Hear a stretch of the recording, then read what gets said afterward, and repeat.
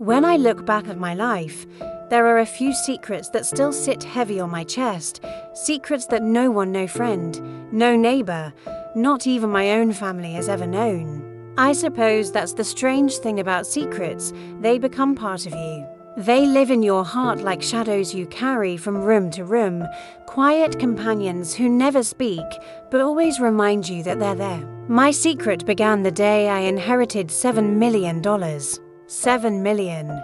Even now, saying that number out loud feels like holding a stone too heavy for my tongue. I never asked for it, I never expected it, and when it came, it felt less like a blessing and more like a test.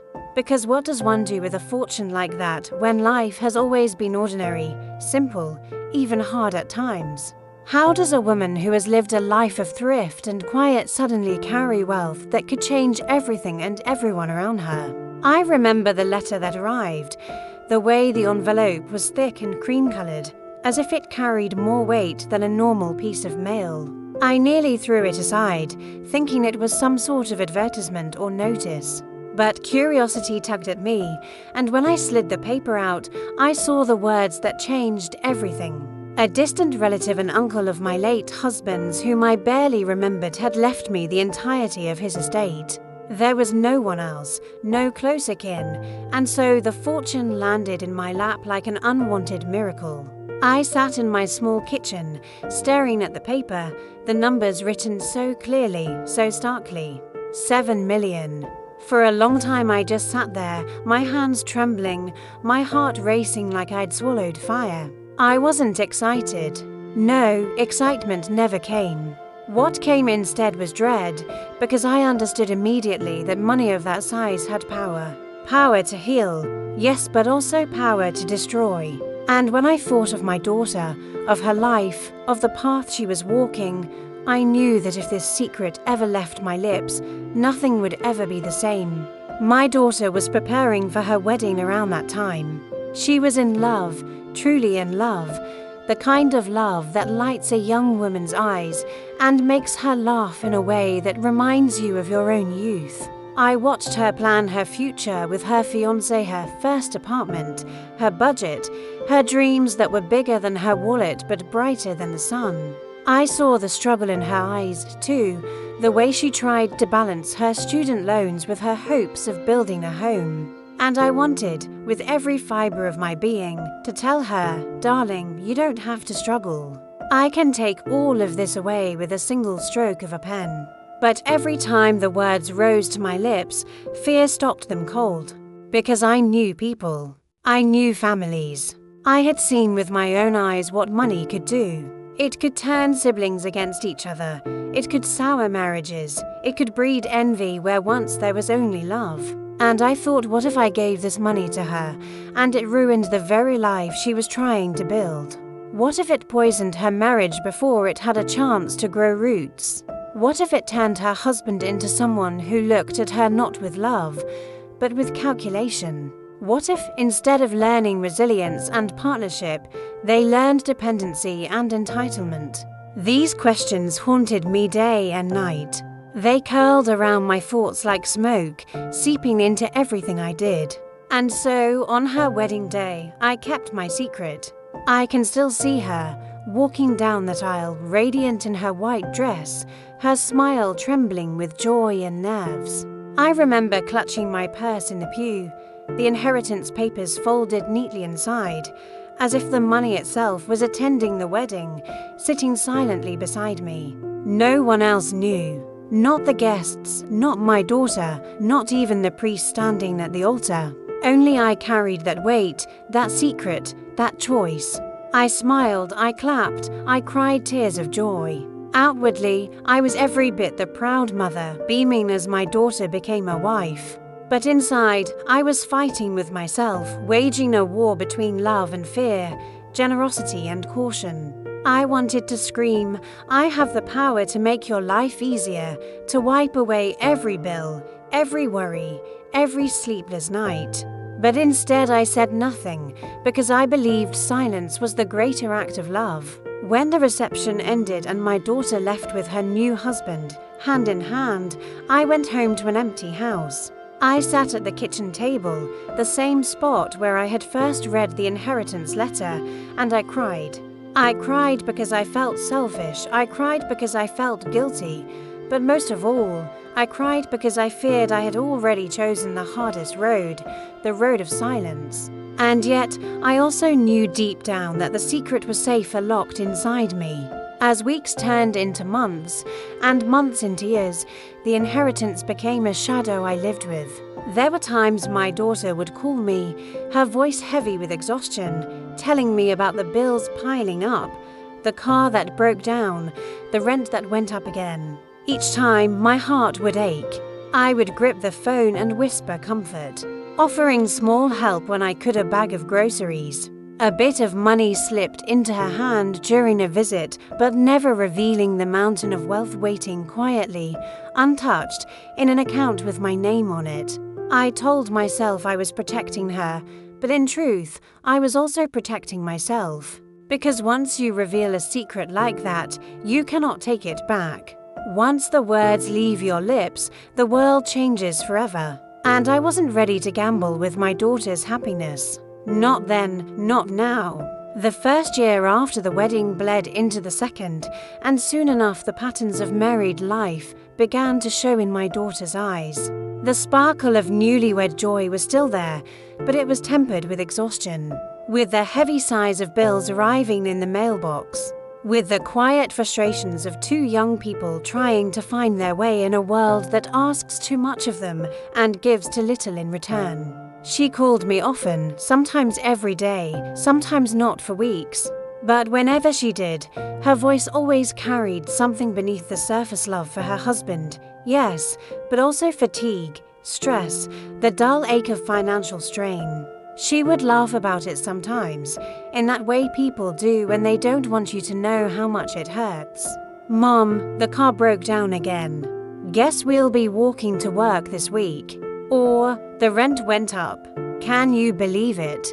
We might have to cut the internet for a while." Every word pierced me like a thorn. I would sit there clutching the phone, nodding, murmuring encouragements, offering her the comfort of a listening ear while my chest felt ready to burst from the weight of my secret. Because I could fix it. I could fix all of it. $7 million was enough to erase every struggle, every sleepless night, every hard choice. But each time, when the temptation rose to tell her, fear coiled itself around my tongue and held me silent. There was one night I almost told her. I remember it vividly. She had come over after work, her face pale, her shoulders slumped. She sat at my table and tried to hold herself together, but then the tears came. She wept into her hands and said, "Mom, I don't know how much longer we can do this. It feels like we're always behind, always one bill away from losing everything." I reached across the table, took her hand in mine, and the words rose like a tide in my throat. "Sweetheart, you don't have to live like this. I have something that will change everything for you." I nearly said it. My lips parted, my breath caught. But then I looked into her eyes swollen with tears, but also fierce with determination, and I saw something there: pride, strength, a stubbornness that reminded me so much of her father. And I realized that if I told her in that moment, it might not feel like a gift. It might feel like pity, like I didn't believe in her or in her marriage. And so I swallowed the truth and instead whispered, "You're stronger than you think, darling. You'll find your way." She hugged me that night, holding on longer than usual, and I felt her tears soak into my blouse. And I hated myself for lying by omission, for hiding something so big. But I also believed I was saving her from something worse. As the years went on, life brought them both trials and joys. There were times of deep struggle, but there were also milestones, promotions at work, anniversaries celebrated with cheap wine and laughter. Little vacations they managed to afford with months of saving. And then, one day, she told me she was pregnant. Oh, the joy that filled me then. To hear that my little girl was going to be a mother. That I would be a grandmother, it was almost enough to make me forget the secret I was carrying, almost, when her baby was born. A sweet little boy with eyes like the ocean, I felt something shift inside me. Holding him in my arms, smelling that newborn sweetness, I thought to myself, maybe now is the time. Maybe now I should tell her, so that this child can grow up free of struggle, free of want. I imagined setting up a trust fund for him, paying for his education, giving him the kind of start in life most children never get. But again, fear spoke louder. What if revealing the inheritance now changed everything for them as parents? What if it made them careless? Or worse, what if it divided them? I had seen couples torn apart by money, by the weight of decisions about how to spend it, by the resentment it bred when one person wanted one thing and the other wanted another. My daughter and her husband were new parents, fragile in their exhaustion, still learning how to be a family.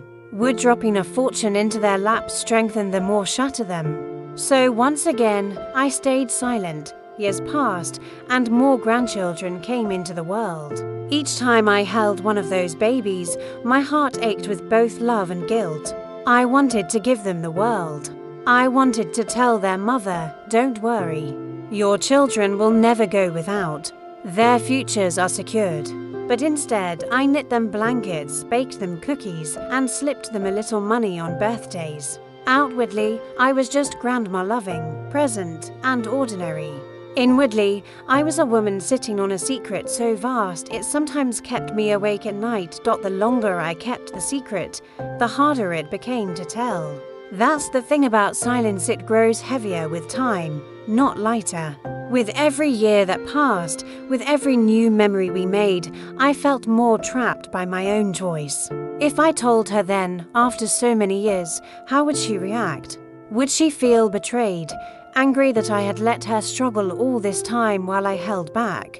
Would she look at me not as her mother, but as a stranger who had hidden the truth? Sometimes I would stand in front of the mirror, stare into my own eyes, and whisper the confession aloud, practicing the words I never seemed able to say. Sweetheart, years ago I inherited $7 million. I didn't tell you because I was afraid of what it might do to you. Please forgive me. The reflection stared back at me, silent, condemning. And each time I lost my courage, the secret began to shape my relationship with my daughter in ways she never knew. I pulled back, just slightly, in conversations about money, afraid of saying too much or revealing myself. I avoided certain topics, certain questions, always steering away from the one truth that sat like a burning coal inside me. Sometimes she'd notice. She'd tilt her head and ask, "Mom, are you okay? You seem a little distant." And I'd smile, brush her hair back, and say, "I'm fine, dear. Just a little tired," but I wasn't fine. I was living in a prison of my own making, and yet, despite all the guilt, there were moments when I felt deep gratitude that I had kept the secret, because I saw how strong my daughter became. I saw how she and her husband weathered storms together, how they built a marriage on teamwork and trust.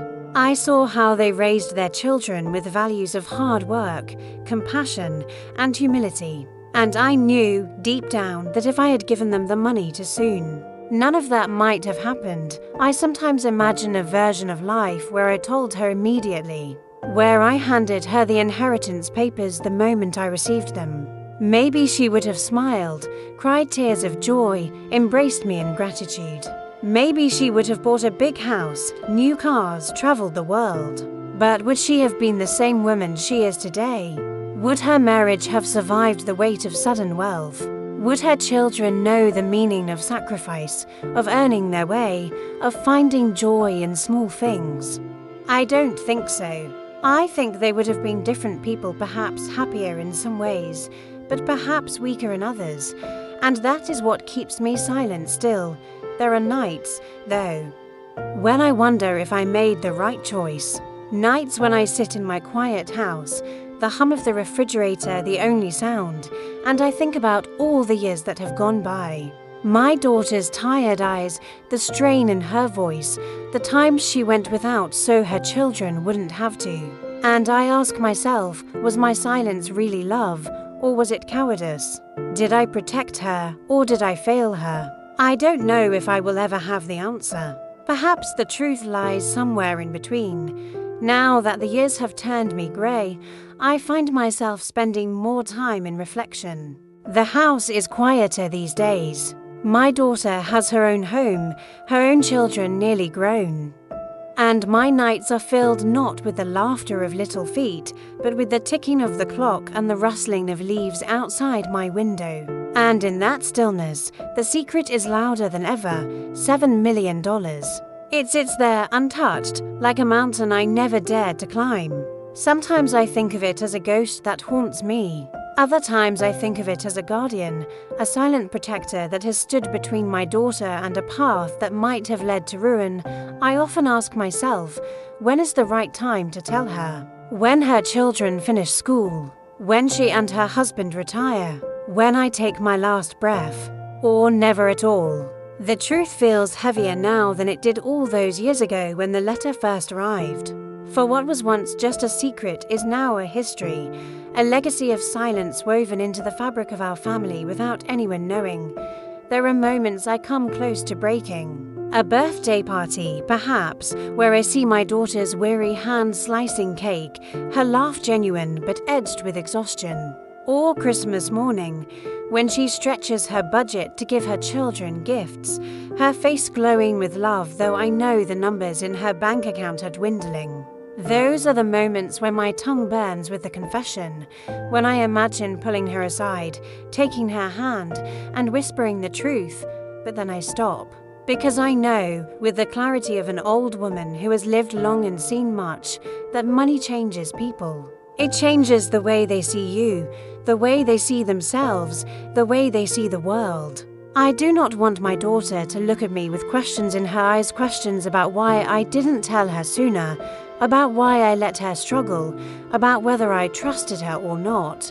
I do not want her love to become tangled with resentment, her gratitude soured with anger.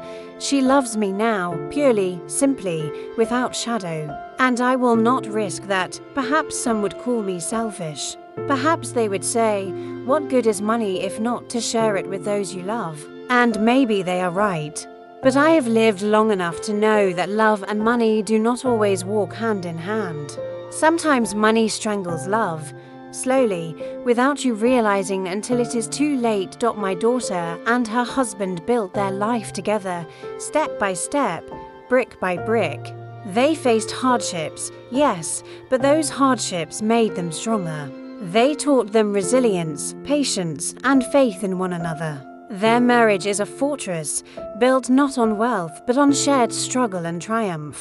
Their children grew up watching to parents who never gave up, who found joy in little things, who celebrated victories no matter how small, and I got to watch it all. I got to see my daughter grow into a woman of strength, grace, and unshakable love. Would any of that have happened if I had opened my mouth all those years ago? I will never know. But I believe, deep in my bones, that the answer is no. Sometimes, late at night, I whisper apologies to the silence. I tell my daughter, in the quiet of my own mind, I'm sorry, my love. I'm sorry for letting you struggle. I'm sorry for keeping this from you. I hope one day, when you know the truth, you'll understand why. The tears come then, hot and unrelenting, and I let them fall because I am too old now to hold them back. But when morning comes, I rise with peace, because I see her life, her family, her joy, and I know she is rich in ways money cannot measure. If there is one lesson I have learned through all of this, it is that wealth does not guarantee happiness. In fact, sometimes it threatens it. True wealth is not counted in dollars or houses or cars. True wealth is counted in laughter around the dinner table, in children's hugs. In the resilience of a marriage weathered by storms and still standing strong. I kept my secret not because I wanted to, but because I believed it was the best way to protect what mattered most. And though the burden has been heavy, Though it has aged me more than the years themselves, I do not regret it. One day, perhaps after I am gone, my daughter will discover the truth. She will find the documents, the accounts, the proof of the fortune I kept hidden. Maybe she will weep. Maybe she will rage. Maybe she will smile through tears, finally understanding what I could never say aloud. But whatever she feels, I hope she will also remember this, that every choice I made, every silence I kept, was born out of love. I did not want her life to be defined by money. I wanted it to be defined by love, resilience, and faith. And when I see her now,